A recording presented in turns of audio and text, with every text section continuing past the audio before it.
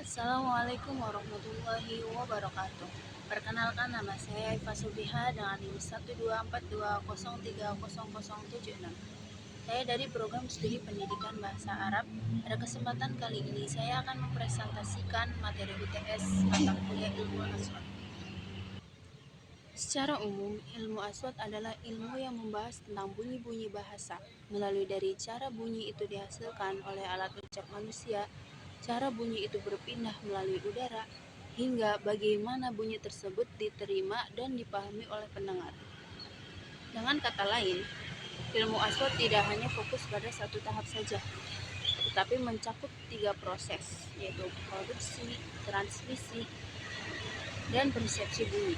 Ilmu ini menjadi dasar untuk mempelajari pelafalan yang benar, terutama dalam bahasa Arab yang memiliki banyak bunyi unik, seperti huruf H, Ain, atau Qaf yang tidak terdapat dalam bahasa Indonesia.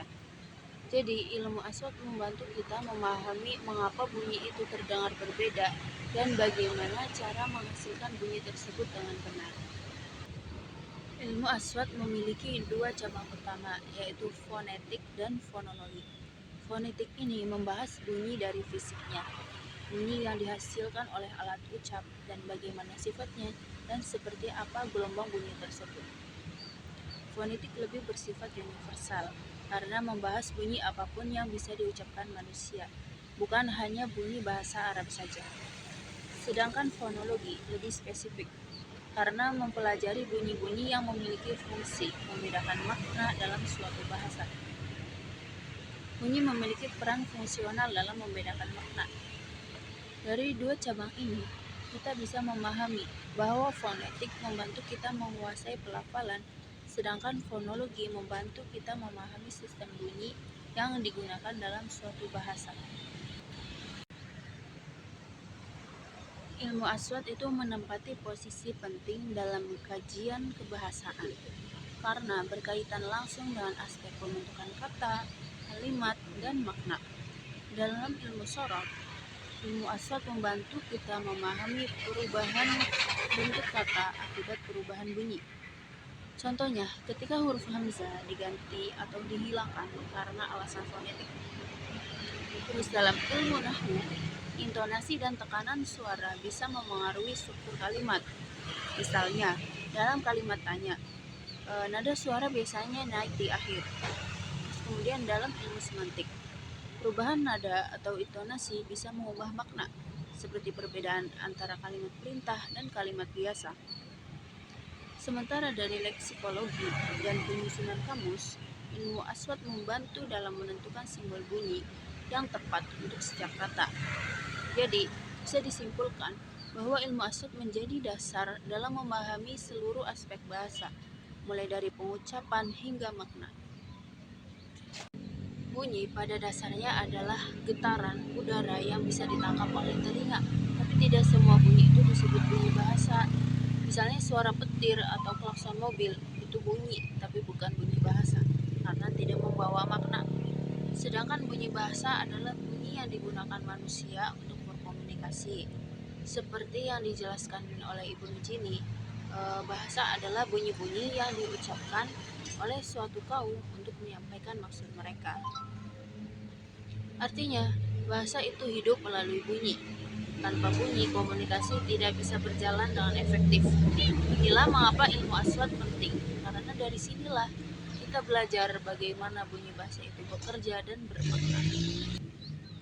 Proses terbentuknya bunyi bahasa dimulai dari paru-paru sebagai sumber udara.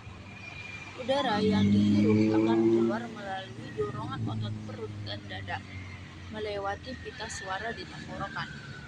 Ketika udara melewati pita suara bergetar dan menghasilkan bunyi dasar. Bunyi dasar ini kemudian diolah oleh organ-organ ucap seperti lidah, bibir, gigi, dan langit-langit untuk membentuk bunyi tertentu. Misalnya, kalau udara diarahkan lewat rongga hidung, bunyi yang akan keluar menjadi bunyi yang sengal seperti M atau N. Proses ini menggambarkan bahwa berbicara bukan sekadar mengeluarkan suara, tapi hasil koordinasi antara paru-paru, pita suara, dan artikulasi. Selanjutnya kita masuk ke pembahasan tentang alat ucap dan organnya. Jadi alat ucap atau organ bicara adalah bagian-bagian tubuh manusia yang berperan dan menghasilkan bunyi bahasa. Organ-organ ini terletak mulai dari dua bibir hingga ke dua paru-paru. Nah, fungsi utamanya adalah membantu proses pembentukan bunyi yang nantinya kita dengar sebagai ucapan. Organ bicara ini tersebar di beberapa bagian tubuh, terutama di kepala, leher, dan dada. Semua bagian ini bekerja secara teratur dan saling berkoordinasi. Misalnya, udara yang keluar dari paru-paru akan melewati pita suara di tenggorokan, lalu diatur oleh lidah, gigi, dan bibir, sehingga terbentuklah bunyi yang bisa kita ucapkan. Jadi, bisa kita simpulkan, tanpa adanya kerjasama dari organ-organ ini, manusia tidak akan bisa menghasilkan bunyi bahasa dengan jelas. Karena itu, alat ucap punya peran yang sangat penting dalam proses komunikasi. Jika dilihat dari gerakannya, alat ucap itu terbagi menjadi dua jenis. Yang pertama adalah organ aktif, yaitu organ yang dapat bergerak seperti lidah, bibir, langit-langit lunak, anak lidah, dan pita suara. Organ inilah yang menentukan jenis bunyi yang dihasilkan. Dan yang kedua adalah organ pasif, yaitu organ yang tidak bergerak seperti gigi, gusi, dan langit-langit keras. Organ ini menjadi tempat bertemunya organ aktif secara bunyi diucapkan. Misalnya bunyi ta dihasilkan saat ujung lidah atau organ aktif menyentuh gusi atas organ pasif. Jadi kedua jenis organ ini harus bekerja sama agar bunyi yang keluar sesuai dengan makhrajnya. Jadi secara umum makharijul huruf itu terbagi menjadi 5 bagian utama. Yang pertama itu al-jauf. Al-jauf itu rongga mulut. Dan yang kedua itu al-halqu. Al-halqu itu tenggorokan. Terus yang ketiga itu alisan. Alisan itu lidah. Dan yang keempat itu asyafatain, yaitu kedua bibir. Dan yang terakhir itu al-khayshum. Itu letaknya di rongga hidung. Di sini saya akan menjelaskan lebih detail mengenai makharijul huruf. Yang pertama tadi al-jauf. Al-jauf itu rongga mulut.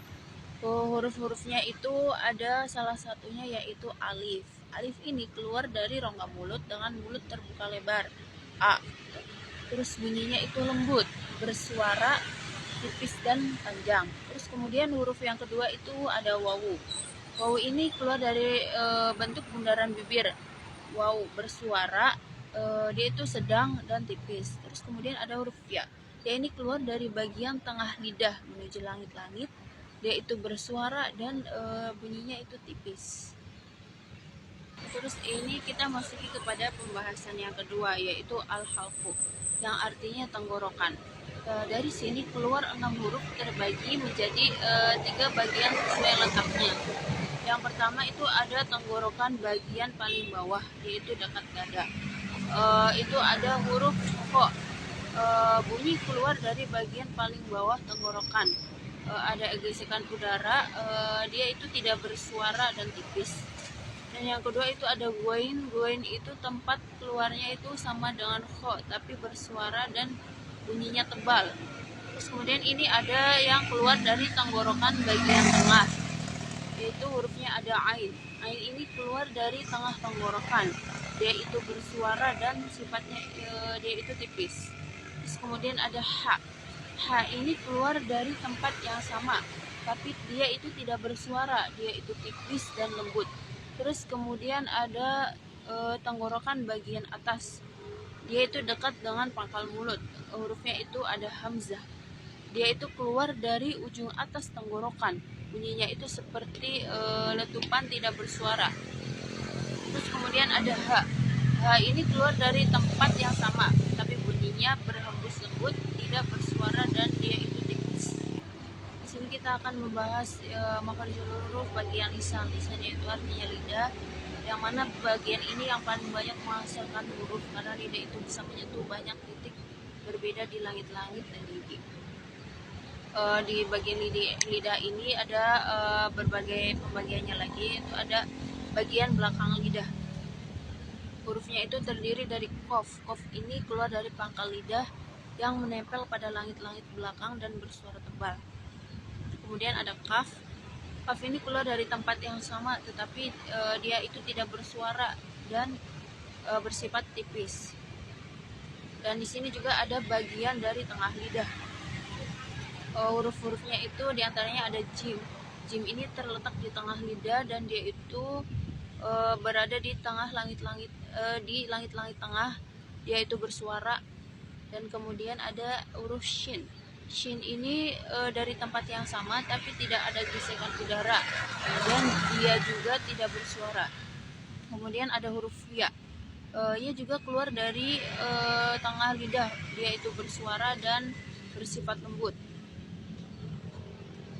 Kemudian ada dari sisi lidah. Hurufnya itu ada dot, do. Dia itu keluar dari sisi lidah bagian kiri. Terkadang juga di sisi kanan. Dia itu menempel pada gusi, geraham, dan dia itu bersuara. Terus kemudian ada huruf lam. Lam ini keluar dari sisi lidah bagian depan. Dia itu menempel pada gusi depan. Dia itu juga bersuara. Terus kemudian ada dari ujung lidah.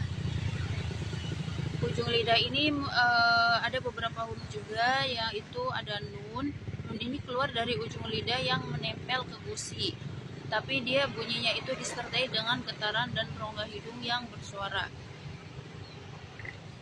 Kemudian ada huruf ro. Ro ini keluar dari ujung lidah yang bergetar cepat di gusi atas, yaitu bersuara. Dan kemudian itu ada huruf ta. Huruf ta ini dari ujung lidah dan gusi depan, dia itu tidak bersuara. Kemudian juga ada huruf dal. Dal ini dari tempat yang sama, tapi dia itu tidak bersuara. Dan ada to dari tempat yang sama juga, dan dia juga bersuara dan hurufnya itu tebal. Kemudian dari ujung lidah dengan gigi depan, hurufnya itu ada sa. Sa itu dia berada di ujung lidah yang menempel sedikit ke ujung gigi depan atas. Dia itu tidak bersuara dan sifatnya itu tipis. Kemudian huruf selanjutnya itu ada za. Dia itu tempatnya sama, tapi dia itu bersuara dan juga tipis. Kemudian ada zo. Zo ini tempatnya juga sama, tapi dia itu lebih tebal. Kemudian itu ada ujung lidah yang dekat dengan gigi, dekat dengan gigi bagian depan. Hurufnya itu ada sin. Sin ini keluar dari gesekan udara di antara ujung lidah dan gigi depan. Gigi depan atas, dan dia itu tidak bersuara. Dan dia itu bersifat tipis. Terus ada za. Za ini tempat yang sama, tapi dia itu bersuara. Kemudian ada swad. Swad ini dari tempat yang sama, tapi dia itu lebih tebal.